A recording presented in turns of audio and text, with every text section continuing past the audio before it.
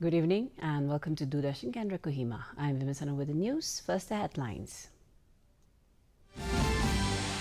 Prime Minister Narendra Modi lays foundation for Rs 73,000 crore development projects in Churachandpur, Manipur.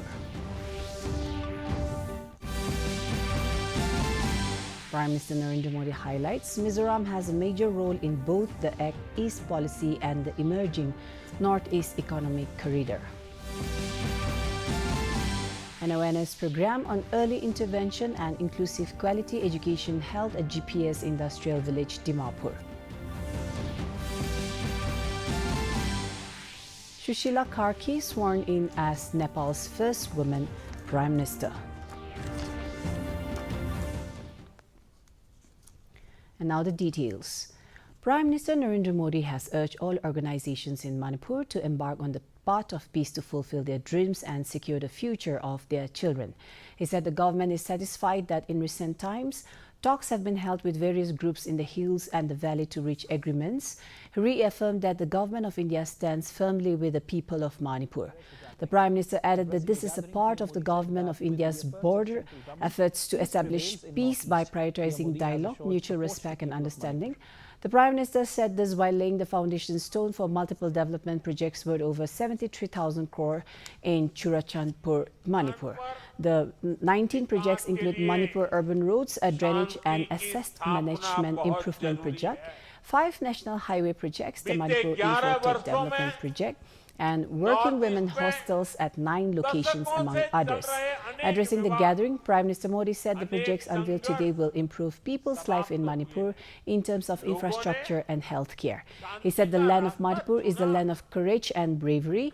Prime Minister Modi added that Manipur is a vital pillar of India's progress. Hills और valley में अलग-अलग groups के साथ समझौतों के लिए बातचीत की शुरुआत हुई है। ये भारत सरकार के उन प्रयासों का हिस्सा है जिसमें संवाद, सम्मान और आपसी समझ को महत्व देते हुए शांति की स्थापना के लिए काम किया जा रहा है। Prime Minister Narendra Modi today virtually laid the foundation stone and inaugurated various development projects worth over 9,000 crore rupees at Aizawl, Mizoram.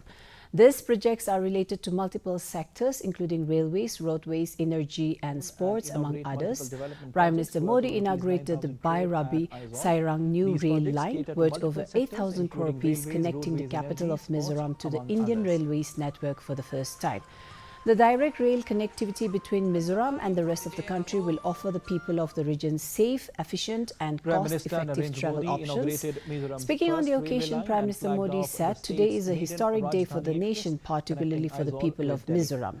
He said the Bairabi Sairang railway line will revolutionize people's lives in Mizoram. Prime Minister Modi highlighted that this development will generate employment opportunities across many sectors. Prime Minister Modi highlighted that Mizoram has a major role in both the Act East policy and the emerging Northeast Economic Corridor. He highlighted that for the past 11 years, the government has been working for the development of the Northeast. The Prime Minister said for the first time, rural roads and highways, mobile connectivity, internet connectivity, electricity, tap water and LPG connections have been expanded. He highlighted that the central government has worked hard to strengthen all forms of connectivity. Making life easier for families. Before 2014, even daily essential like toothpaste, soap and oil were taxed at 27%. Today, only 5% GST is applicable. Union Minister of State for Information and Broadcasting L. Murugan visited today Punjab to take stock of the situation in Rupnagar district. Before having a review meeting, he took a field visit in the affected villages near the Sutlej River and met flood victims as well. Meanwhile, the Minister of State for Consumer Affairs, Food and Public Distribution, Banwari Lal Verma, and Minister of State for Labour and Employment, Shobha Karantlaje, have visited flood-affected villages in Gurdaspur and Ludhiana yesterday. They reiterated the Prime Minister's resolve that the centre is standing with Punjab in this hour of crisis and every support will be provided to bring the agrarian state back on track. They said that other than the already given relief package of 1,600 crore rupees, more funds will also be given to the state after receiving the full assessment report. They said 12,000 crore rupees are already lying with Punjab under the State Disaster Response Fund. On the issue of damage caused by the Kartarpur corridor due to the flooding, Karan Lajee assured that it will be renovated by the central government. An awareness program on early intervention and inclusive quality education was held at GPS Industrial Village today, which was organized by GPS Industrial Village in collaboration with the Blessed Bonding NGO and sponsored by the Office of the State Commissioner for Persons with Disabilities. Deputy Commissioner Dimapur, Dr. Tinojong Shi Chang, graced the program as special guest. In his address, Dr. Chang highlighted the importance of early intervention, stressing that while parents play the primary role in identifying and supporting children's needs, the responsibility also lies with the community and society. He commended initiatives such as Angel Home, appreciated schools and the education department in Dimapur for promoting inclusivity and encouraged students to remain motivated. Qualified behavioral therapist and founder of Kunri, Benny Sepp Chishi spoke on the importance of early intervention, explaining that early intervention involves immediate support once developmental delays are identified. She elaborated on its focus area, cognitive, physical, communication and self-help skills, and stressed the role of multidisciplinary teams. Chishi underscored the science behind early intervention, pointing to neuroplasticity in young children as the reason why timely support is crucial. Shamagra Shiksa Inclusive Education Resource Person, Loilo Kikon and CIHSR Developmental Pediatrics Department Representative Orentani and Kithan also spoke on the occasion.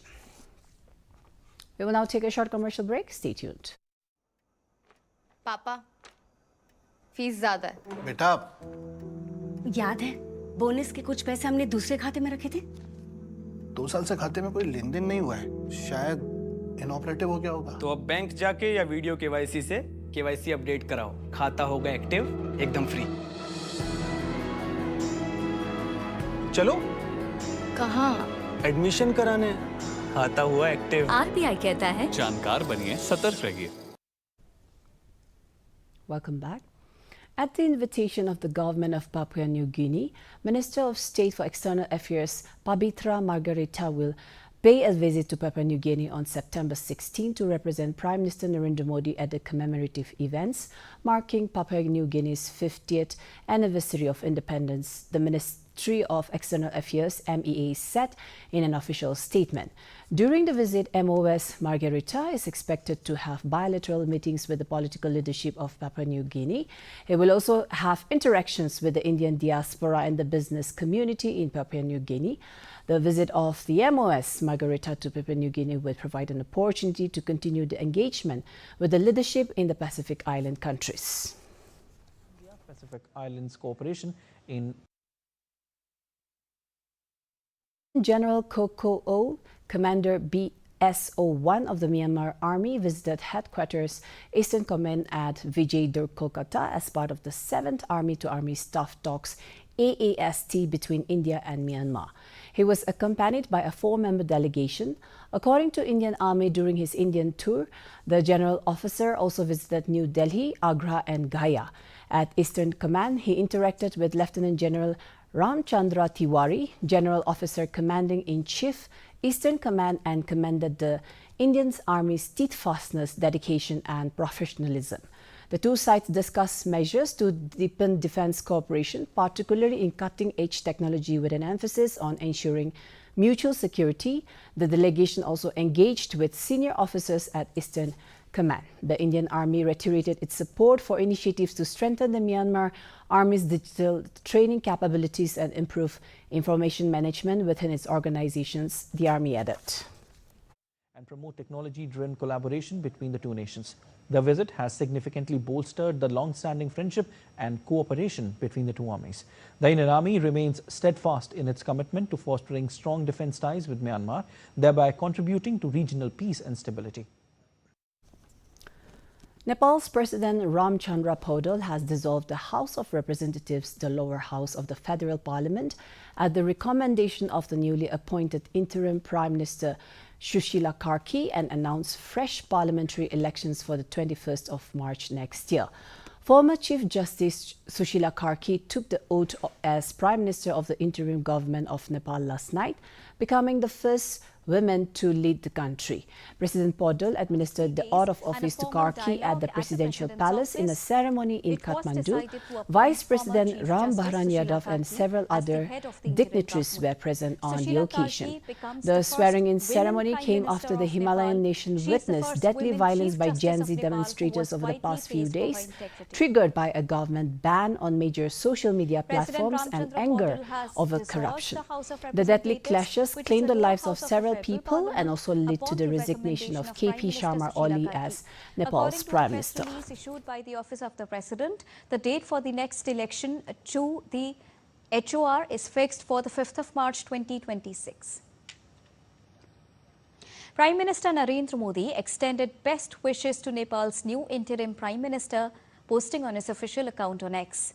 He wrote, and I quote him here, "I extend my best wishes to Right Honourable Mrs. Sushila Karki on assuming office as the Prime Minister of the interim government of Nepal. India remains firmly committed to the peace, progress and prosperity of the people of Nepal." Unquote. In badminton, India's men doubles pair of Swati Sairaj Ranki-Reddy and Chirag Shetty stormed into the final of the Hong Kong Open. The top-ranked Indian duo defeated Chinese Taipei Chen Chang-kyun and Lin Bingwei 21-17, 21-15 in the semi-final this morning. The Indian pair will now face the winners of the other semi-final between China's Si Wang and WK Liang and the Chinese Taipei pair FC Lee and FJ Lee in the final. In men's singles, Lakshya Sen take on Cho Ting Cheng of Chinese Taipei in the semi-finals this evening. The match is expected to begin at 4:10 p.m. Indian Standard Time. Lakshya stormed into the last four, defeating compatriot Ayush Shetty 21-16, 17-21, 21-13 in a three-game thriller quarterfinals yesterday. Who came up trumps to win the three-game thriller.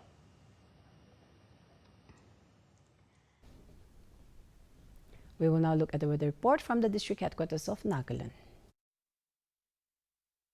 Kohima today recorded a maximum temperature of 25 degrees Celsius and a minimum temperature of 20 degrees Celsius, while Dimapur had a maximum temperature of 32 degrees Celsius and a minimum temperature of 25 degrees Celsius. Wokha experienced a maximum temperature of 29 degrees Celsius and a minimum temperature of 22 degrees Celsius. Mokokchung had a maximum temperature of 27 degrees Celsius and a minimum temperature of 21 degrees Celsius. Mon had a maximum temperature of 29 degrees Celsius and a minimum temperature of 23 degrees Celsius. Towards the east, Twinsang had a maximum temperature of 23 degrees Celsius and a minimum temperature of 17 degrees Celsius. Zinabuto had a maximum temperature of 25 degrees Celsius and a minimum temperature of 19 degrees Celsius. Phak had a maximum temperature of 24 degrees Celsius and a minimum temperature of 17 degrees Celsius. That's all for the weather report. And before we close, a recap of the main points. Prime Minister Narendra Modi lays foundation for Rs 73,000 crore development projects in Churachandpur, Manipur.